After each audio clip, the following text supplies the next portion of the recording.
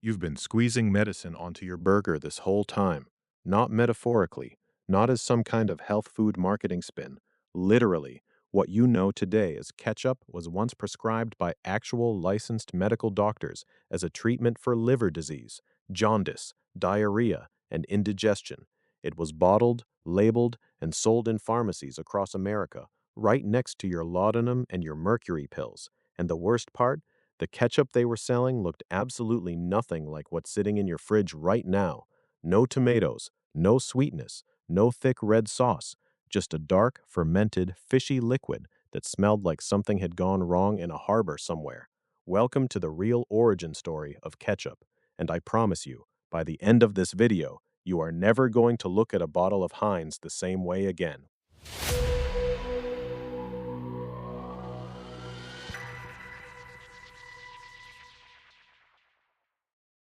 Okay, so real talk, ketchup is one of those condiments that just exists in your life. You don't really think about it. It's just there, on the table at every diner, in those little packets at the bottom of every fast food bag that you forget about until you're already halfway home, in the back of your fridge right now, probably expired by 3 months, but you're still using it because it smells fine. Ketchup is so normal, so ubiquitous, so deeply embedded into the fabric of modern eating that nobody ever stops to ask, wait, where did this actually come from? Because here's the thing, when you think about the origin of most foods, you imagine some version of the same story. A farmer grew something, a cook figured out it tasted good, people started eating it. Done. Ketchup's story is nothing like that. Ketchup's story involves ancient fermented fish paste from Southeast Asia, a group of 19th century American doctors who were either genuinely trying to help people or running one of the most elaborate food scams in history, depending on who you ask. A fruit that the Western world was completely convinced was going to kill them, and a single businessman who basically invented the concept of food safety standards just to destroy his competition. This is not a story about a condiment. This is a story about medicine, fear, fraud, and one of the most successful rebranding operations in culinary history.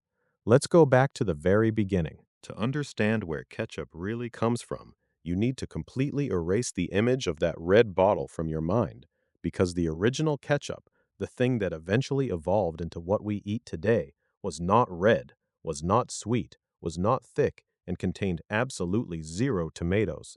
The word ketchup itself is believed to derive from a word in the Hokkien Chinese dialect, kyosiap, which referred to a fermented fish sauce used in cooking across coastal Southeast Asia and southern China. Some linguists also point to the Malay word "kechap" as another possible origin. Either way, the root of the word traces back to the same general region and the same general concept, a savory, intensely flavored liquid made from fermented fish or shellfish. Think of it like this. You know how fish sauce is used in Thai and Vietnamese cooking today? That sharp, pungent, deeply umami liquid that smells intense on its own but transforms an entire dish when you add it? Original ketchup was essentially that, a condiment built entirely around fermented seafood brine, used as a flavor enhancer, the same way we might use soy sauce or Worcestershire sauce today. And this sauce was genuinely popular. It was traded across maritime routes throughout Southeast Asia, and it was good enough that when British sailors started showing up in the region during the 17th and 18th centuries, they took notice. Here is where the story starts to get interesting. British sailors and traders brought this sauce back to England with them, but there was a problem. The specific fish and shellfish used to make the original version weren't exactly easy to source back in Britain, so British cooks started experimenting. They started making their own versions of this fermented savory liquid using whatever ingredients they had available locally, and what they came up with was genuinely strange by modern standards.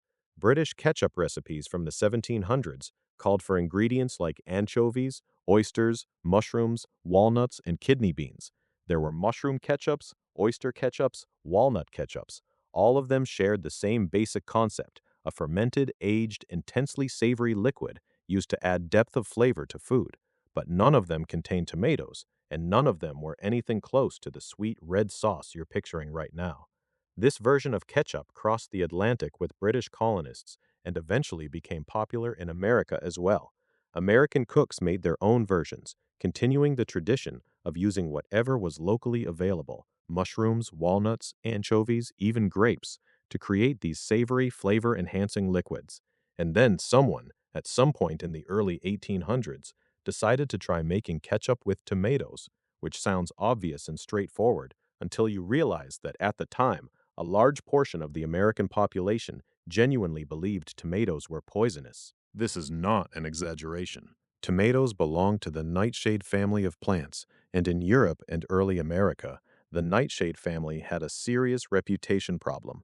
Plants like belladonna and mandrake, both members of the same family, are genuinely toxic, and for centuries, people assumed that tomatoes carried the same risks. There's a famous story, possibly apocryphal but widely repeated, about a man named Robert Gibbon Johnson who in 1820 stood on the steps of a courthouse in Salem, New Jersey, and ate an entire basket of tomatoes in front of a crowd who had gathered specifically to watch him die. He didn't die. The crowd was reportedly disappointed. Whether that exact story is true or embellished, it captures something real about the cultural attitude toward tomatoes in early 19th century America. They were viewed with deep suspicion. Wealthy Europeans had been growing them as ornamental plants for decades, pretty to look at, dangerous to eat. The leaves and stems of tomato plants do in fact contain toxic compounds called tomatine and solanine, which probably didn't help the reputation of the fruit itself. But here's the twist that the poison narrative actually helped create. Because tomatoes were considered dangerous, medicinal, or at minimum highly potent, they fit perfectly into the medical theories of the time. Early 19th century American medicine was operating on some genuinely wild assumptions. The dominant medical theory of the era held that most diseases were caused by problems with the liver. If your liver wasn't functioning correctly, that was the root cause of everything from indigestion to skin conditions to fatigue to what they vaguely called bilious fever. And the treatment for basically everything was therefore anything that would stimulate or regulate the liver. Enter tomatoes. In the 1830s, an Ohio physician named John Cook Bennett began publicly championing the tomato as a miracle medical treatment. Bennett published articles, which got picked up by newspapers across the country, claiming that tomatoes were effective treatments for liver complaints, dyspepsia, diarrhea, bilious attacks, and a whole list of other conditions that were essentially code for digestive problems we don't fully understand. Bennett wasn't entirely making things up out of thin air. Tomatoes do contain compounds that can have mild beneficial effects on digestion. Lycopene, which gives tomatoes their red color, is a genuine antioxidant. There's a real scientific basis for the idea that tomatoes are good for you. But Bennett and the doctors who followed his lead were making claims that went far beyond what the evidence could support, and they were doing so in an era before anyone had the regulatory infrastructure to stop them. Because here's where it gets really interesting. If tomatoes were medicine and ketchup was a concentrated tomato preparation, then ketchup was medicine too. And that is exactly the argument that several entrepreneurs and physicians began making in the 1830s and 1840s. Tomato ketchup, thick, concentrated, shelf-stable, was marketed and sold as a medicinal extract. Recipes circulated in medical journals. Doctors prescribed it. Pharmacies stocked it.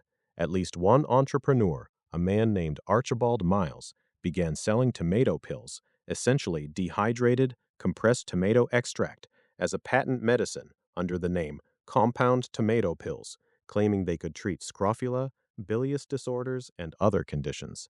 Let that sink in for a second. Someone was literally selling ketchup in pill form as medicine, and doctors were recommending it to patients.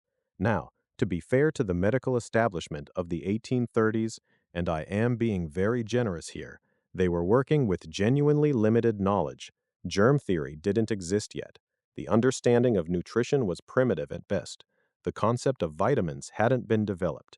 Doctors were genuinely trying to help people using the frameworks they had available, and some of those frameworks were just deeply, fundamentally wrong.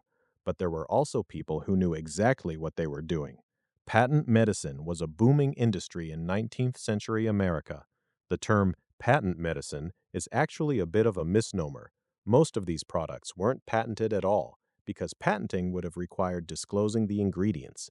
Instead, they were proprietary, secret formulas sold with extravagant health claims and no regulatory oversight whatsoever. Tomato ketchup sat in a fascinating middle ground between actual food, genuine folk remedy, and outright commercial fraud, and it stayed in that middle ground for decades. So, how did we get from doctor prescribed fermented tomato medicine to the sweet, thick, shelf stable Heinz bottle sitting in every refrigerator on the planet?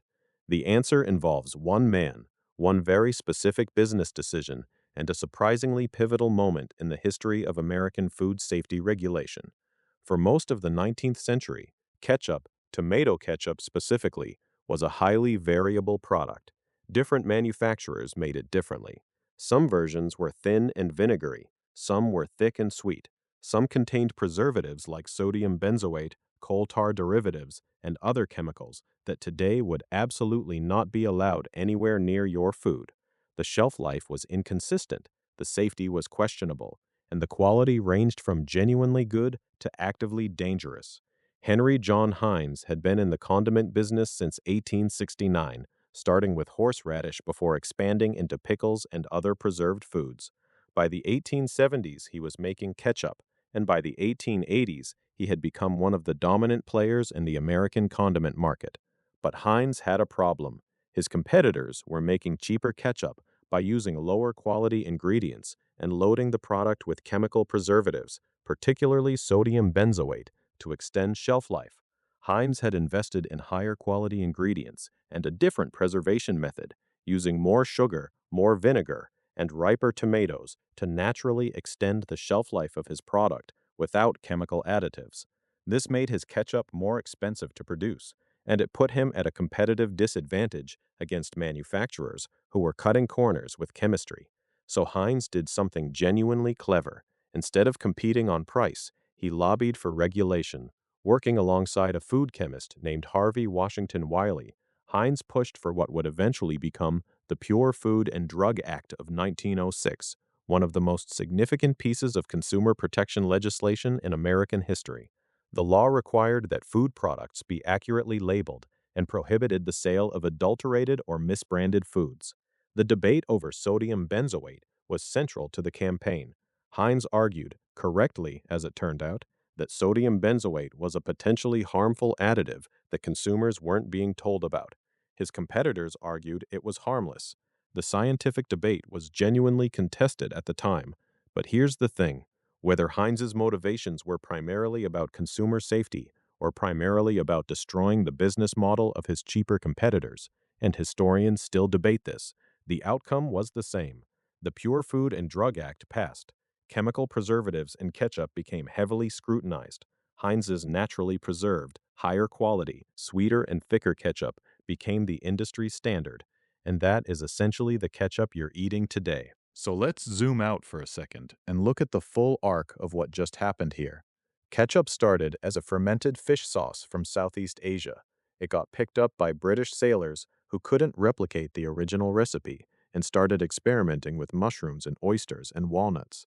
It crossed the Atlantic. Someone threw tomatoes into the mix, a fruit most people thought was poisonous, and then doctors got involved and decided the whole thing was medicine.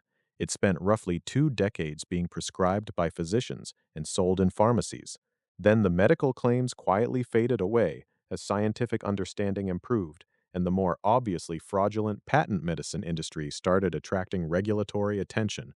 And then a single businessman essentially used food safety advocacy, genuine or strategic, take your pick, to standardize the entire industry around his own product's formula.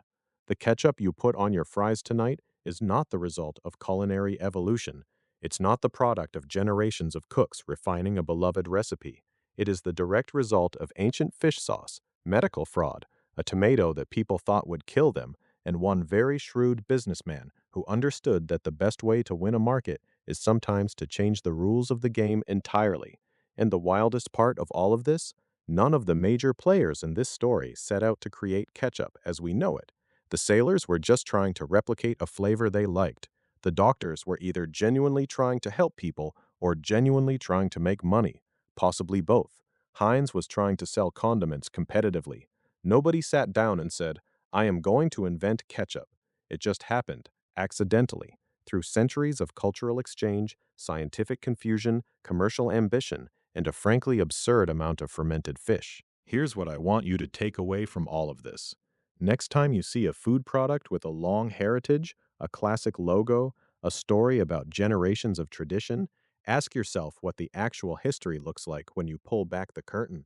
Because the answer is almost never, someone made this because it tasted good and people loved it from day one. The answer is usually a lot messier, a lot weirder, and almost always involves someone somewhere trying to make money in a way that would probably not be considered entirely ethical by modern standards. Ketchup is medicine, or it was pretending to be. Honestly, at this point, the line between those three things is blurry enough that I'm not sure it matters. What matters is that it's delicious, and that every time you squeeze that bottle, you are participating in one of the strangest culinary journeys in human history. And hey, at least it's good for your liver, allegedly. If this video made you look at your condiment shelf with new levels of suspicion, good. That was the point. And if you want more origin stories that will completely ruin your relationship with food you thought you understood, make sure you subscribe, because we are just getting started. That's just a theory, a food theory. Bon appetit.